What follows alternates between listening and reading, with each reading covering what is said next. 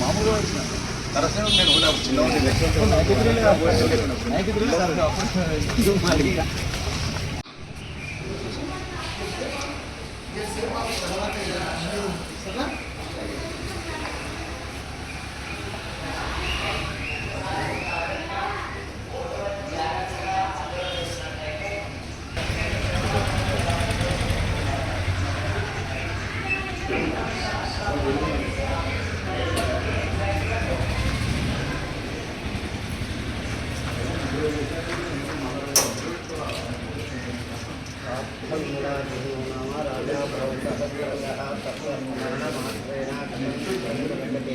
మమాభిష్టకామనా సిద్ధిం ఆంజనేయ స్వామి వరప్రసాదేన శీఘ్రమేవ మనోవాంఛాఫలం.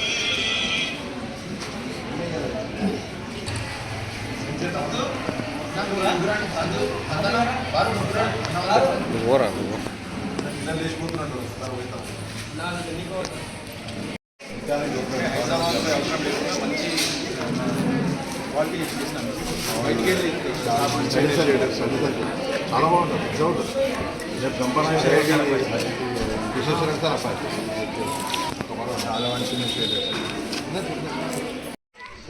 ఈకేనే కాంతుడు ఆయన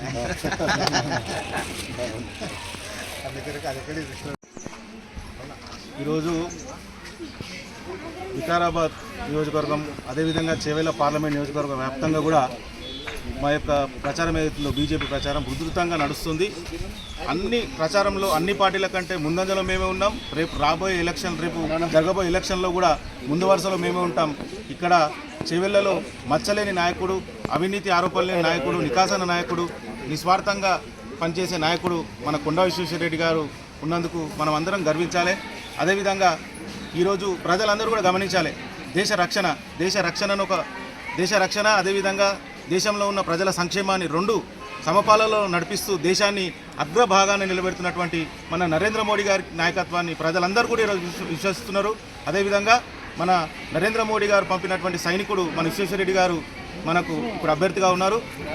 మీరు ప్రజలందరికీ కూడా మా యొక్క విజ్ఞప్తి ఒకటే, మీకు స్కాములు చేసే వాళ్ళు కావాలా, ఆపదలు ఆదుకునే వాళ్ళు కావాలా? ఎందుకంటే ఇప్పుడున్న కాంగ్రెస్ పార్టీ నుంచి ఉన్న రంజిత్ రెడ్డి గారు, ఆయన గుడ్ల స్కాము, దానా స్కాము, భూముల స్కాము, భూ కబ్జాలు, ఆయన మీద లేని ఏవి కూడా లేవు. కాబట్టి ఇటువంటి అన్నీ ఉన్న రంజిత్ రెడ్డి కావాలా?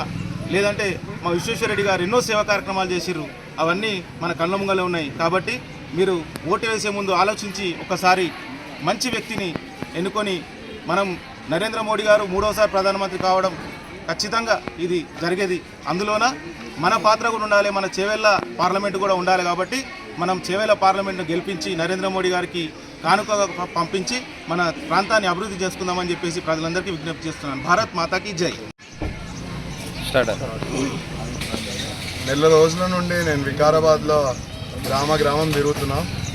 ప్రజలకు అర్థమైంది, ఇక్కడ మా భారతీయ జనతా పార్టీ నుండి ఉమ్మడి రంగారెడ్డి జిల్లాలో ఒక్క ఎంపీ ఒక్క ఎమ్మెల్యే లేకుండా కూడా నరేంద్ర మోదీ గారి పథకాలు ప్రతి గ్రామంకి చేరుతున్నాయి.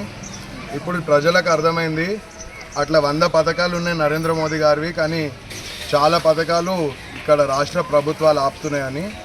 ఈసారి అందరూ కూడా తయారున్నారు నరేంద్ర మోదీ గారిని, అదేవిధంగా నరేంద్ర మోదీ గారి సైనికుడు విశ్వేశ్వరరెడ్డి గారిని ఒక భారీ మెజారిటీతో ఆశీర్వదించడానికి అందరూ రెడీ ఉన్నారు.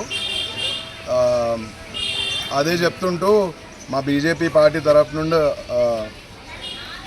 ఒక మంచి అవకాశం ఏమున్నదంటే, మా క్యాండిడేట్ కూడా మచ్చలేని మనిషి, ఎట్లాంటి ఆరోపణలు లేవు, ఒక లోకల్ మనిషి, ఇది ఈ ప్రాంతం గురించి సమస్యలు తెలిసిన మనిషి. అదేవిధంగా మా పార్టీ కూడా నేను చెప్పినట్టు ఇక్కడ ఏ ఎమ్మెల్యే ఎంపీ లేకున్నా కూడా ఇన్ని అభివృద్ధి కార్యక్రమాలు ప్రతి గ్రామంకి చేరుతున్నాయని తెలుసు. అయితే పార్టీ కూడా చక్కది, మంచిది, అభ్యర్థి కూడా మంచోడు, అందుకే ప్రజలందరిలో అసలు డౌట్ కూడా లేదు. ఖచ్చితంగా ఒక భారీ మెజారిటీతో వికారాబాద్లో 100% ఒక పెద్ద లీడ్ రాబోతుంది మాకు. ఎందుకంటే మేము గౌరవంగా వెళ్ళి నరేంద్ర మోదీ గారిని ముందుకు పెట్టి అదేవిధంగా విశ్వేశ్వరరెడ్డి గారు చేసిన అభివృద్ధి కార్యక్రమాలు చెప్పి ధైర్యంగా గౌరవంగా వెళ్ళి ఓటు అడుగుతున్నప్పుడు స్పందన చాలా బాగుంది. ప్రతి ఒక్కరు కూడా చాలామంది మా అందరికీ చెప్తుండ్రు, అన్న మీరు ఎందుకు ఇంత కష్టపడుతుండ్రు, ఈ ఎండలు ఎందుకు తిరుగుతుండ్రు, ఖచ్చితంగా మీరే గెలవబోతుండ్రు, మీరు కష్టపడకండి, మమ్మల్ని అడగకండి, మేము అందరం ఫిక్స్ అయిపోయినామని ప్రతి ఒక్కరు కూడా చెప్తుండ్రు.